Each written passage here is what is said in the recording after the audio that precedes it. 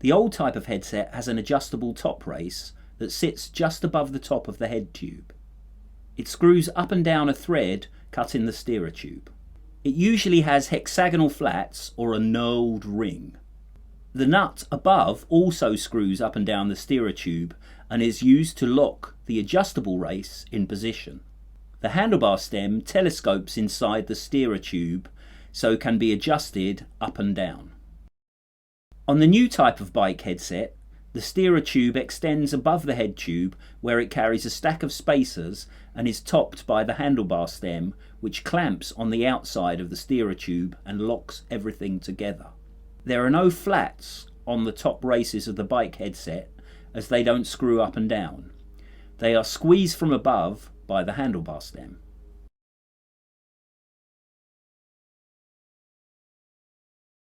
With the bike on the ground, loosen the lock nut.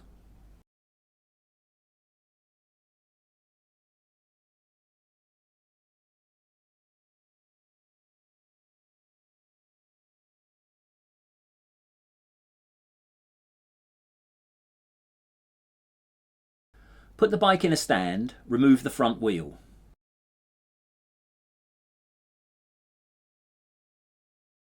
Unclamp and remove the handlebar stem.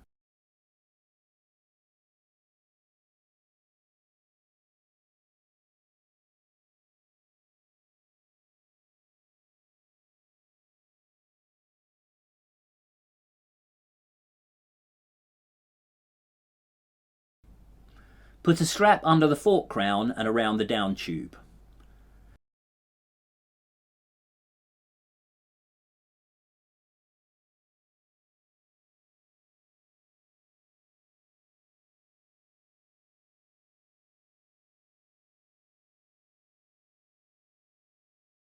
Loosen the lock nut, remove it along with any washers, cable hangers, etc., taking note of the order in which the parts come off.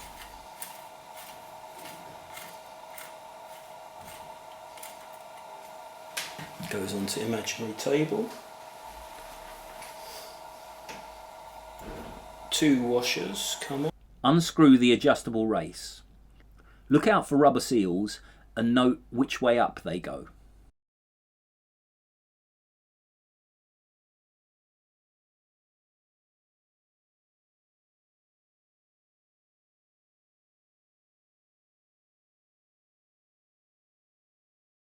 Remove the balls or rollers. They may be held in a clip or rolling free. If the balls are free, count how many there are.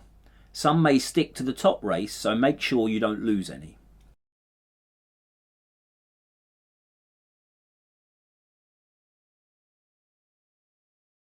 Once you've undone the top, you can carefully undo the strap while supporting the forks and take the bottom race apart. There may be a rubber seal. Note its position.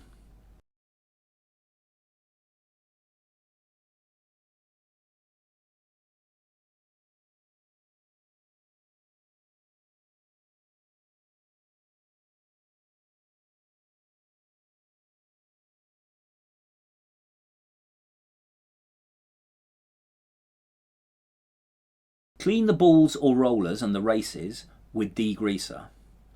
Inspect the races for signs of uneven wear or roughness. Changing the balls for new ones of exactly the same size, take an old one to the shop as a sample, will prolong the life of the races. Balls in a clip are easier to handle, but if you use loose balls you can fit more in, so each one carries less load. If the races are rough or badly worn, the whole headset needs to be replaced. Fill one of the bottom races with new grease, then fit the rollers or balls. The grease holds the ball in place while you start to reassemble the bearing. If you're replacing loose balls, use the same number that came out. If you're replacing balls in a clip with loose balls, put in as many as will fit, in line, along the wear line of the race, then remove one so those that remain have room to roll.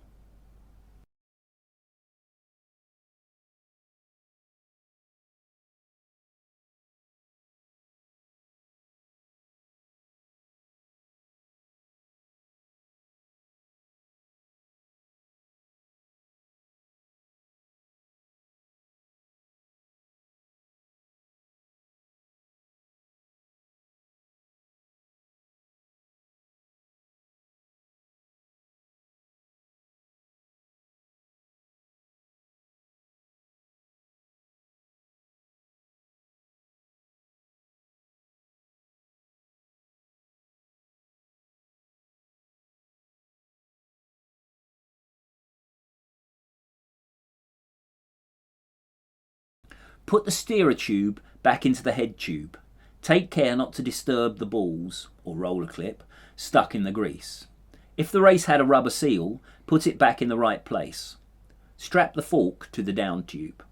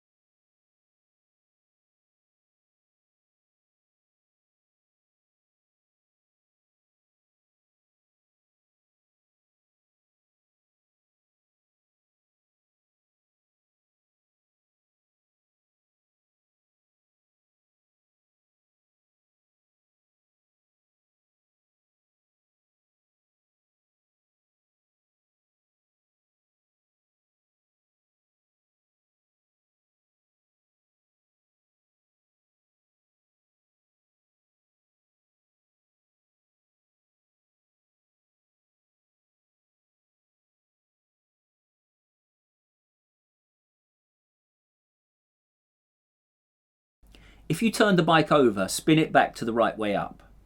Grease one side of the top race and fit the balls or rollers.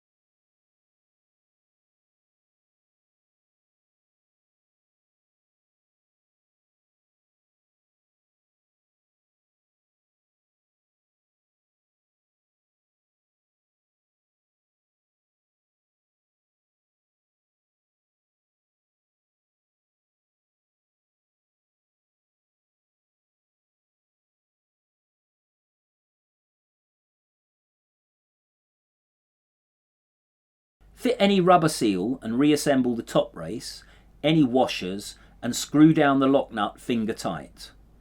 Put the handlebar stem back in the steerer tube and lock roughly in place.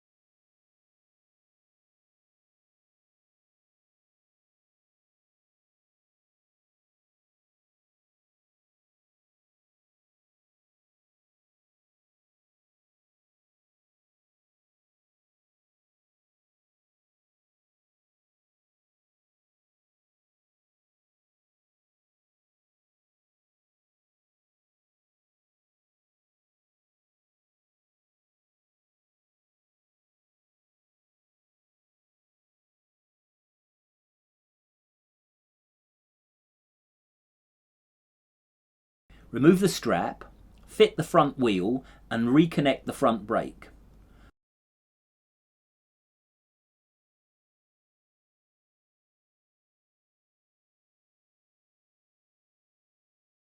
Put the bike on the floor to make final adjustments to the headset before locking it.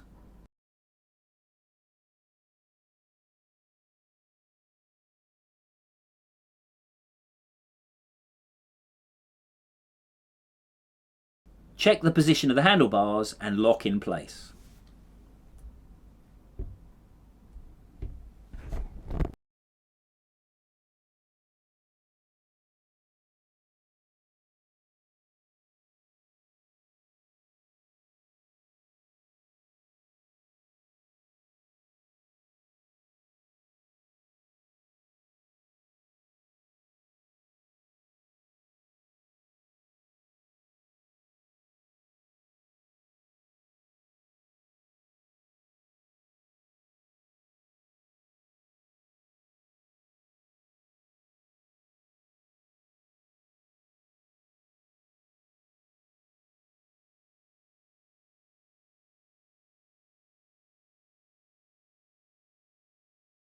Some headsets have a knurled ring on the adjustable race.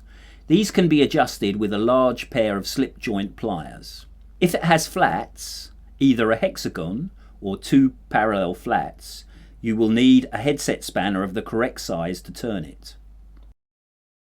Stand in front of the bike facing the handlebars with the front wheel between your legs and your head on the centre line of the bike. Make sure the tool you're using fits the top nut, the lock nut. Hold the wheel still with your legs and turn the lock nut anti-clockwise. Once the lock nut is released, the adjustable race can turn. If the bearing is too loose, screw the adjustable race down, clockwise, as far as it will go with your fingers or using a tool gently. Then turn it back a quarter turn. If the bearing is too tight, turn it anti-clockwise a quarter turn. Check the bearing to see if it's within the target of free to turn and not too loose. If it's too loose or too tight, repeat the previous step, making finer adjustments. Once you have the adjustable race in a good position, hold it still with a headset spanner or big pliers. Screw the lock nut down until it jams against the adjustable race to lock the two parts together.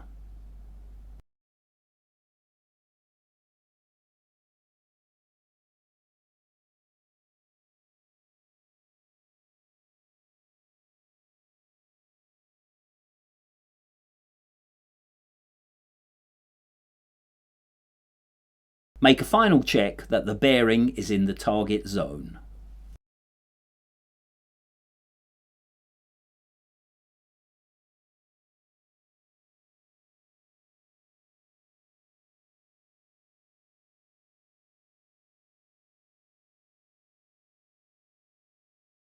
Measure how much of the handlebar stem is visible above the lock nut on top of the headset. Use a tape measure before and after any handlebar adjustment or maintenance. That way you can go back if you don't like the new position. Follow the line of the head tube to find the head of the expander bolt. It will have a hexagonal head or hexagonal socket. Unscrew the bolt a few turns to begin.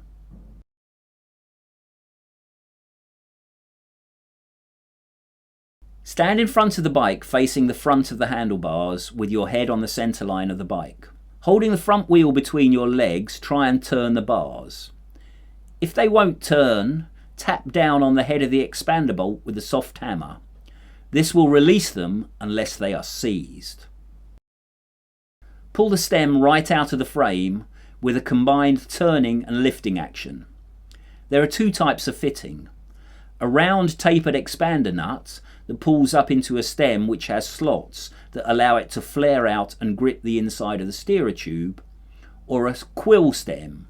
It's called this because the end of the stem is cut diagonally like the nib of a feather pen, which has a slanted nut that slides up the diagonal to wedge the stem in the steerer tube. Note the position of the minimum insertion safety limit mark. An aluminium handlebar stem can lock itself into a steel frame by a chemical process known as bimetallic corrosion or cold setting. To avoid this, remove the handlebar stem once a year. Wipe both surfaces, then apply a coat of anti-seize grease to the inside of the steerer tube, the threads of the expander bolt and around the nut.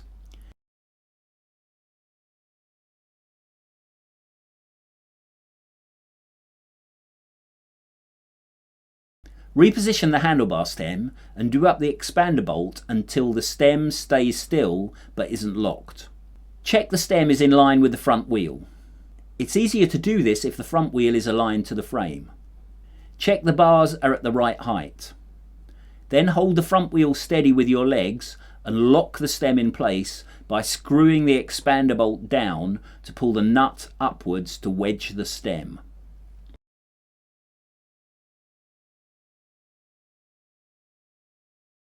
The stem needs to be tight enough not to move in rough conditions, but it's good if it's not jammed completely.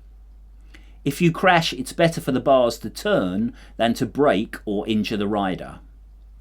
If you carry a heavy load over the back wheel, the stem needs to be tighter than if the bike only carries the rider. Lift the front wheel off the ground. Turn the bars. They should rotate smoothly left to right with no clicks or sticking points. The most likely problem is the front wheel tending to rest at the straight ahead point. With the front wheel on the ground, jam on the front brake. Push the bike forward from the handlebars. The back wheel should lift off the ground with no hesitation, no play between the handlebars and fork and the rear section of the bike. You can detect tiny amounts of play by placing your finger at the point where the top tube meets the forks when you make the check.